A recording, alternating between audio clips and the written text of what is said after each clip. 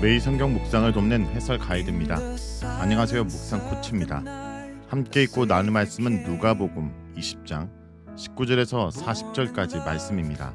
19절에서 26절은 세금에 대한 질문과 대답입니다. 서기관들과 대제사장들은 악한 농부의 비유가 자신들을 겨냥하고 있음을 인지하고 예수님을 즉시 체포하려 했습니다. 그러나 백성의 눈이 무서워 그렇게 하지 못했습니다. 그들은 기회를 엿보던 중 예수님을 로마 총독에게 넘길 계획을 세웁니다. 이를 위해 정탐꾼들을 경건한 사람처럼 보이게 만들어 보냅니다.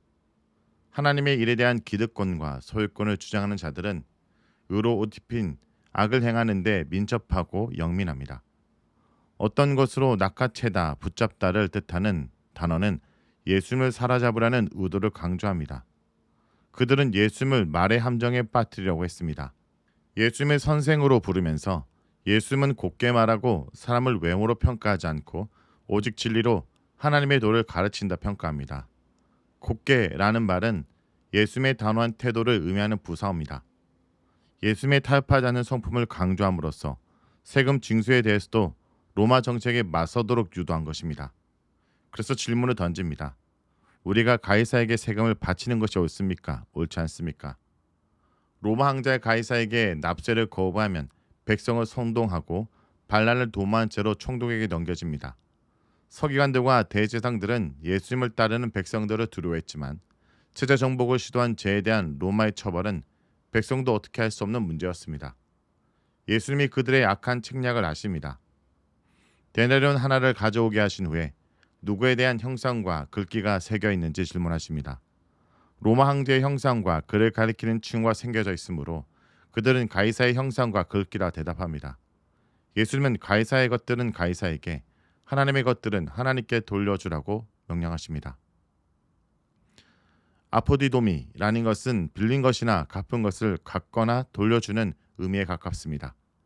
이는 세금이 통치자의 보호와 혜택에 대한 보답으로 갚아야 하는 의무임을 내포합니다. 누구에게 돌려주냐에 따라 충성의 대상이 드러납니다. 충성과 우선권을 결정해야 하는 사람의 입장에서 가이사와 하나님은 경쟁관계에 놓입니다. 누구에게 우선권을 두어야 하는지 결정하는 문제이므로 예수님의 명령은 제1계명의 의미를 상기시킵니다. 주화의 주인은 황제이므로 이 주화를 사용하는 사람은 황제에게 받은 것을 황제에게 되돌려 줘야 합니다. 그러나 하나님은 창조주이고 인간은 하나님의 형상이므로 모든 사람은 하나님께 충성해야 합니다. 형상이라는 것은 창세기 1장 26절에 근거하고 모든 인간은 하나님의 형상임을 암시합니다.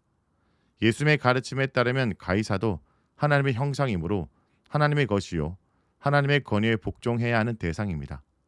백성 앞에서 그들은 예수님의 말에서 어떤 문제도 발견하지 못한 채 예수님의 대답에 놀라고 침묵해버립니다. 정탐꾼들은 특히 예수님이 대제사장과 유대 지도층이 장악하고 있는 성전에 더 이상 영향을 행사하지 못하게 만들려고 합니다. 당시의 정치 지형에서 대제사장들과 서기관들은 성전을 중심으로 기득권을 형성했고 성전은 로마 제국 보호 아래 있었으므로 사실상 그들은 가이사의 편에 서 있었습니다. 악한 농부 비유에서 드러난 것처럼 그들은 하나님의 것들을 하나님께 돌려드리지 않았습니다. 우리에게 있는 것도 하나님의 선물이므로 영예와 감사를 하나님께 드려야 합니다. 27절에서 40절은 사두개인들과 예수님의 부활 논쟁입니다. 이번에는 부활을 부정하는 사두개인 몇 명이 예수님을 찾아왔습니다. 사두개인들은 부활, 내세, 천사의 존재를 믿지 않았습니다. 특히 부활을 성경에 근거하지 않았을 뿐 아니라 합리적으로 성립될 수 없는 교리라 생각했습니다. 또한 내세의 보상과 심판을 포함하는 부활 신앙은 반란과 혁명에 참여하는 사람들이 목숨을 바쳐 투쟁할 수 있는 근거였기 때문에 기득권 세력이었던 사두개인들은 자신들의 정치적 목적을 위해서도 부활 신앙을 인정하지 않았습니다. 그들은 모세의 법을 근거로 부활이 있을 수 없음을 논증합니다. 모세의 기록에 따르면 어떤 사람의 형이 자식 없이 아내를 두고 죽으면 동생이 형의 아내를 취해 상속자를 세워야 합니다. 어떤 가정에 7명의 형제가 있었습니다. 첫째 아들이 자식이 없어 죽었습니다. 둘째와 셋째가 각각 그녀를 아내로 취했으나 마찬가지로 자식 없이 죽었습니다. 7 형제 모두 자식이 없이 죽고 여자도 죽었습니다. 부활 때 그녀는 누구의 아내가 될까요? 사두개인의 관점에서 몸의 부활은 현재의 생애와 연속되는 것입니다. 부활이 있고 내세가 있다면 7명의 남편과 1명의 아내의 경우처럼 기이한 일이 벌어지고 말 것입니다. 무엇보다 사두개인들은 죽은 사람이 다시 살아날 수 있다는 논리를 인정하지 못합니다.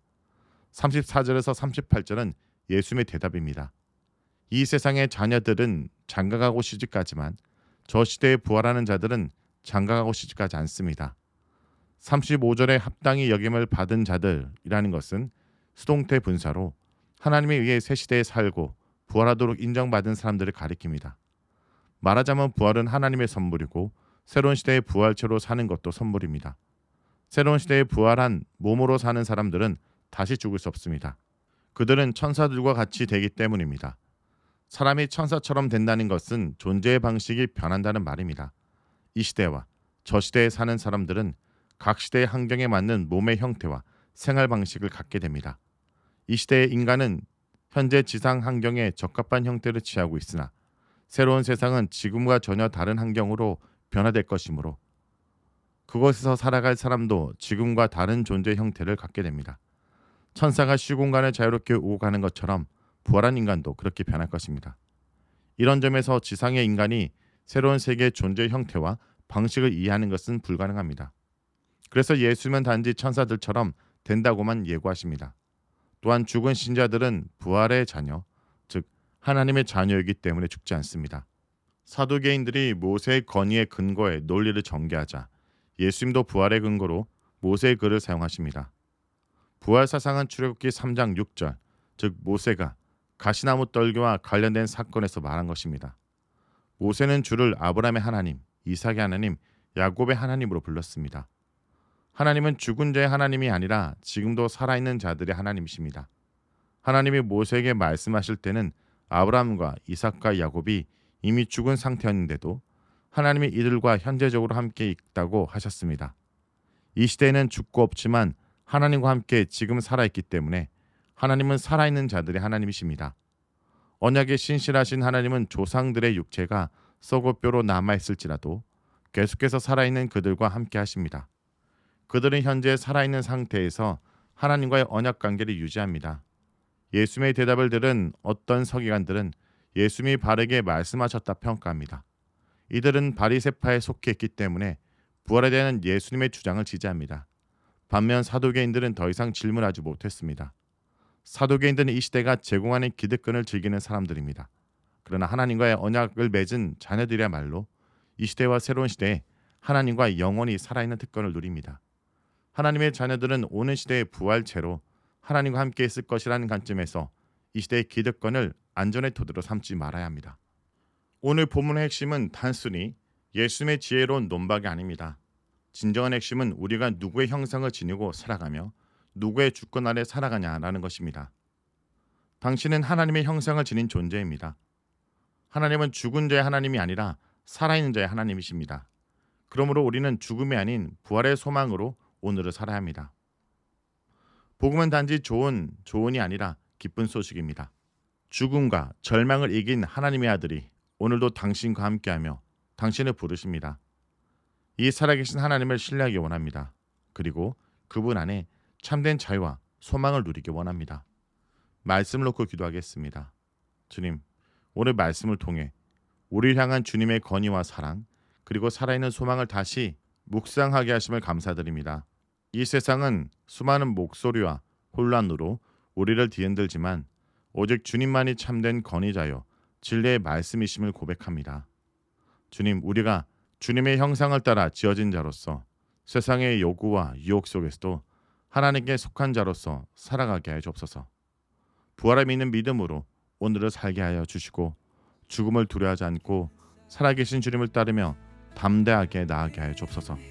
예수님의 이름으로 기도합니다. 아멘.